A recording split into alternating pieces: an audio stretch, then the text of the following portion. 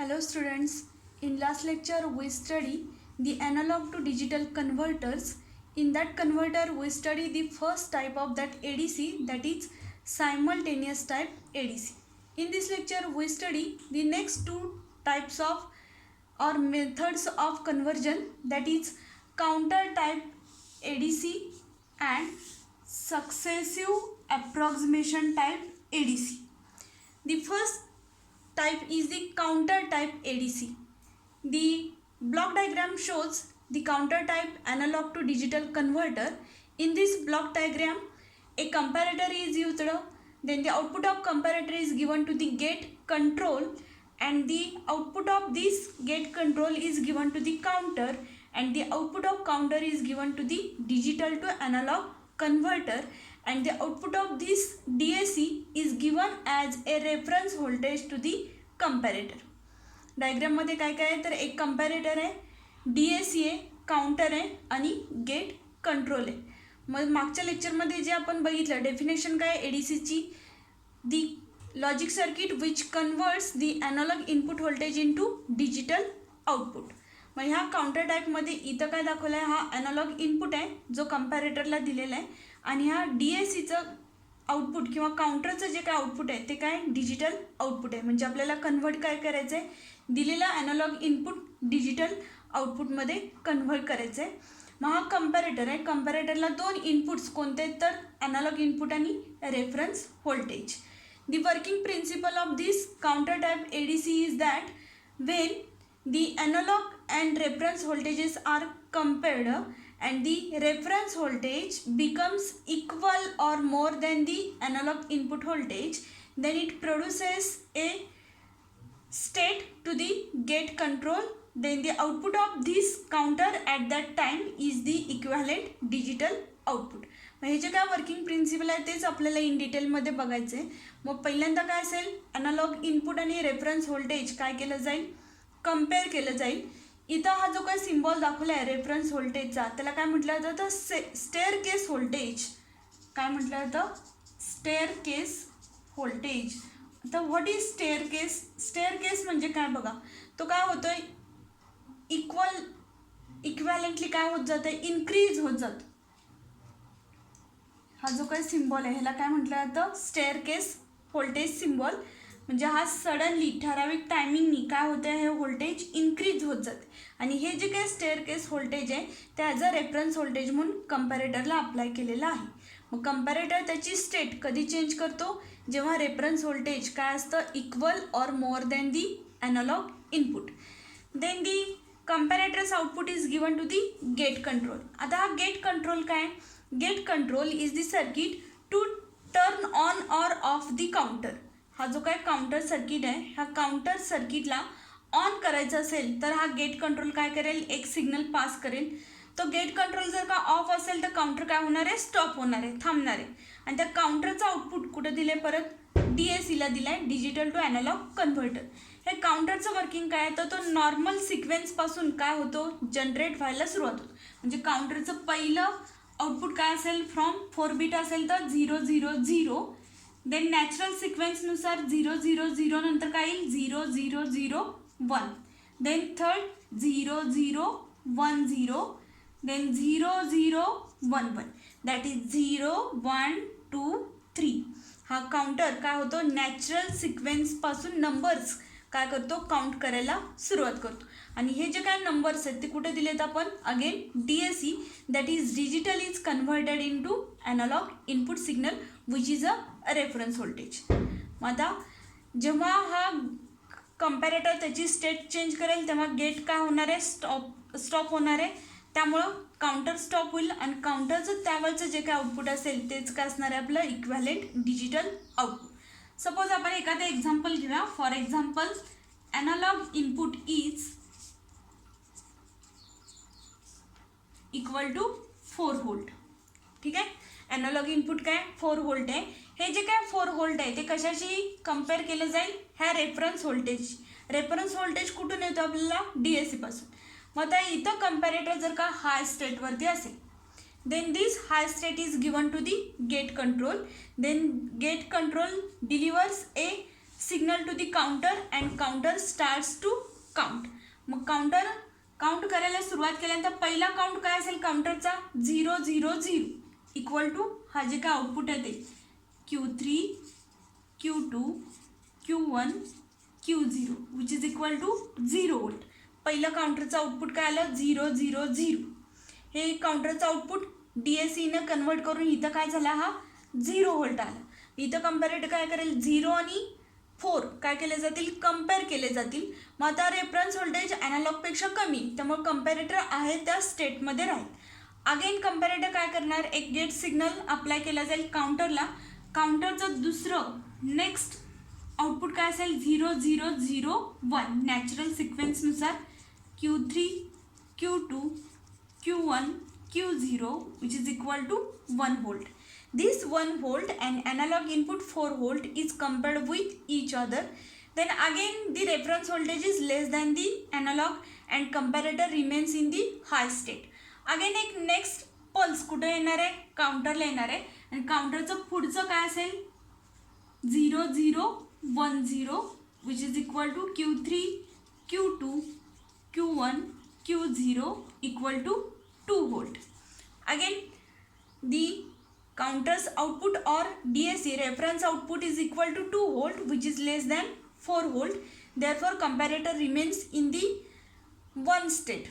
Then third next clock pulse apply केल्यानंतर काउंटरचं output काय असेल 0 1 1 0 Q3 Q2 Q1 Q0 sorry 0 0 1 1 which is equal to 3 volt. हा काय असेल 3 volt. Again the reference is 3 volt and analog is greater than the reference voltage and therefore comparator remains in that high state.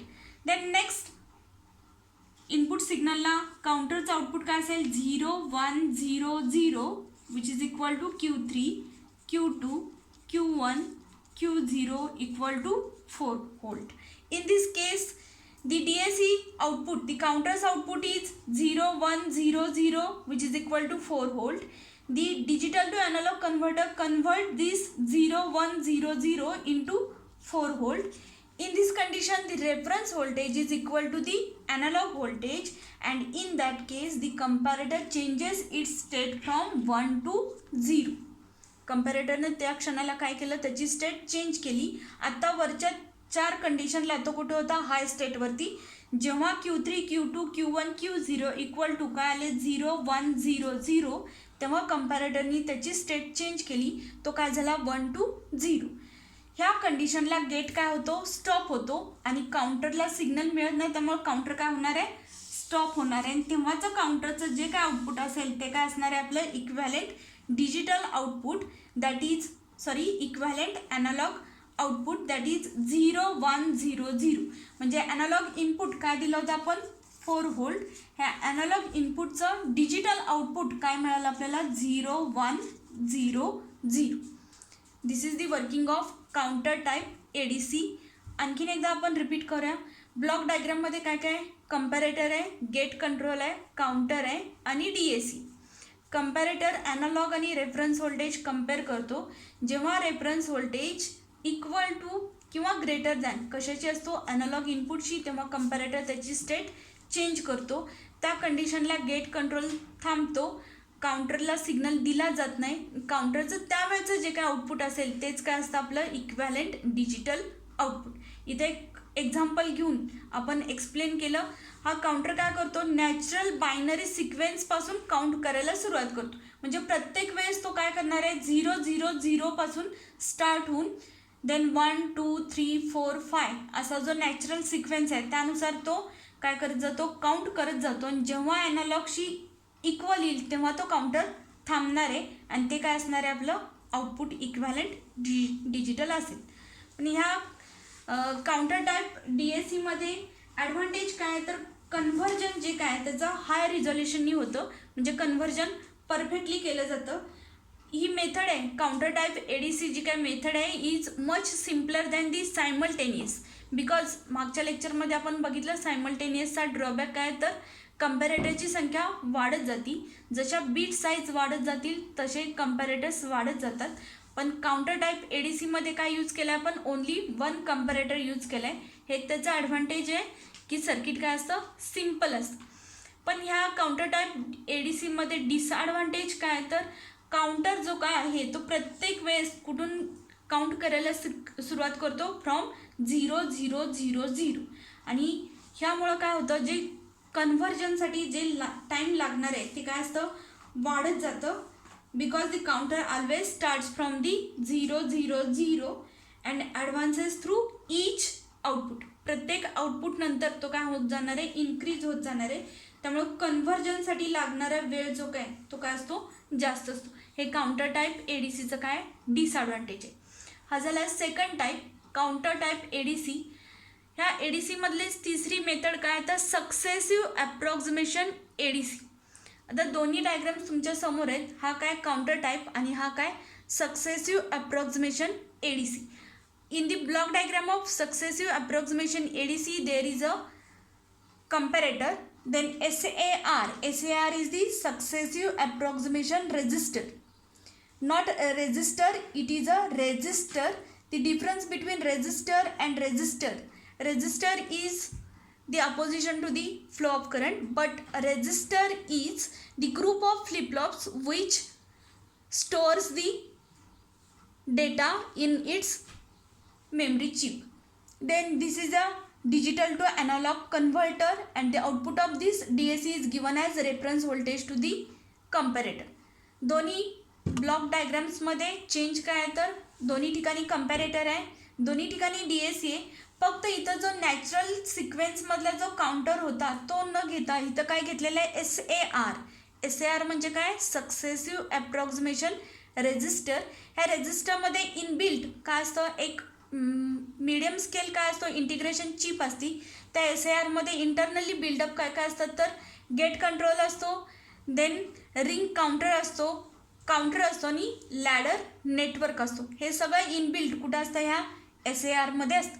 आणि ह्या SAR resistor म्हणजेच काय केला जातो, एक ठराविक डेटा त्यामध्ये सेव्ह करून ठेवलेला असतो, त्याला म्हटलं जातं SAR.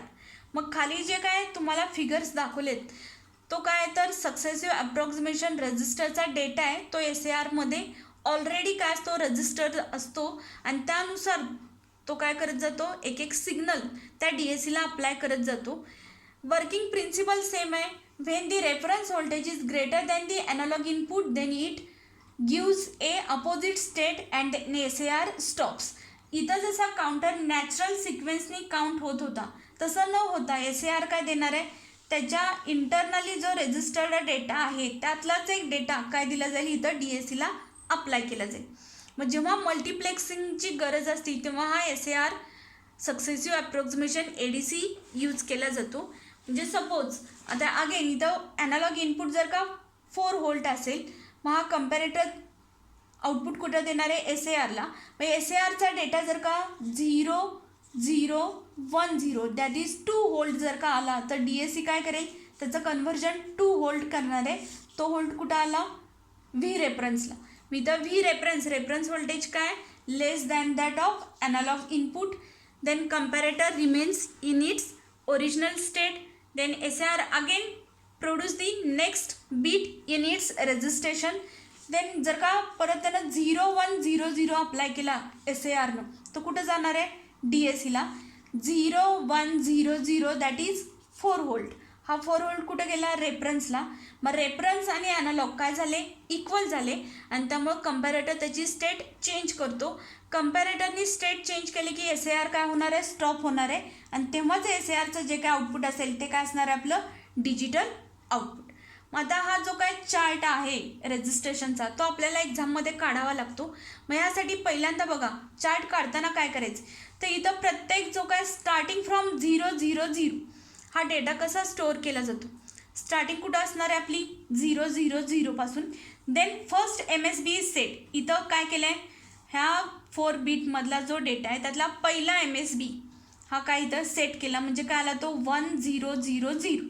ठीक आहे, 1 0 0 दॅट इज 8.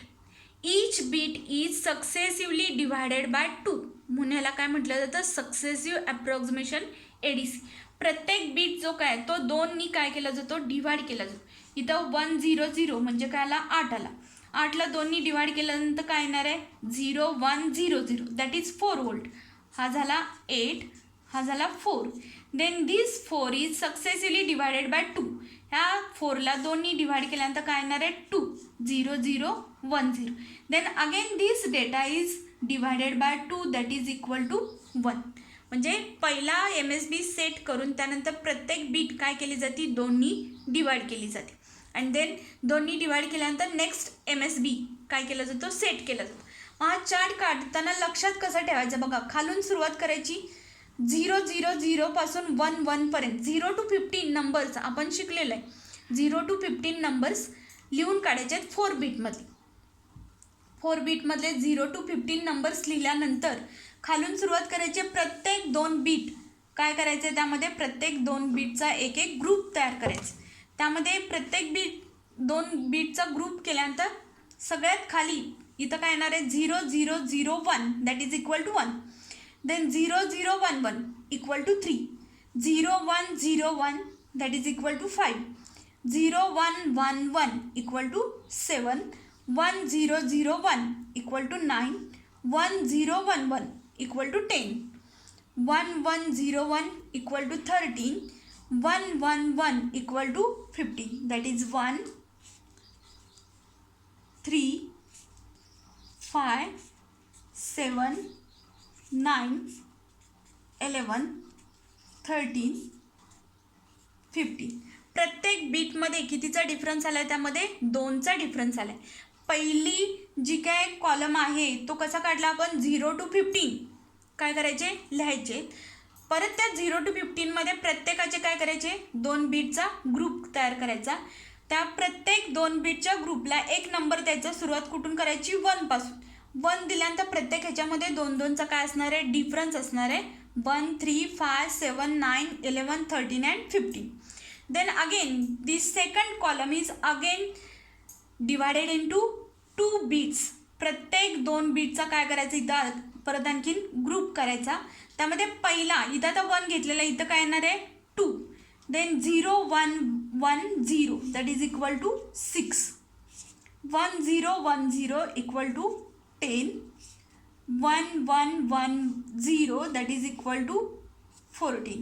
म्हणजे इथं काय केलं बघा, 2, 6, 10 आणि 14. प्रत्येक बीटमध्ये कितीचा फरक आला, इथं 4चा फरक आला आहे. 0, 1, 0, 0, 1, 0, 2, 6, 10 अँड 14. अगेन ह्या तिसऱ्या कॉलमचे परत 2 बीट्समध्ये ग्रुप तयार करायचे. 2चे ग्रुप झाले. त्यानंतर इथं 1 होता, 2 आणि इथं काय आला, 4 आला. 01004 आणि इथं कितीचा फरक असणार आहे, 8चा फरक असणार आहे. 1101 इथं किती झाला, 14. म्हणजे फरक किती आला, त्यामध्ये 8चा फरक आला. मग लिहिताना लक्षात काय ठेवायचं आहे, चार्ट कसा काढायचा आहे, 0 to 15 आधी लिहायचे.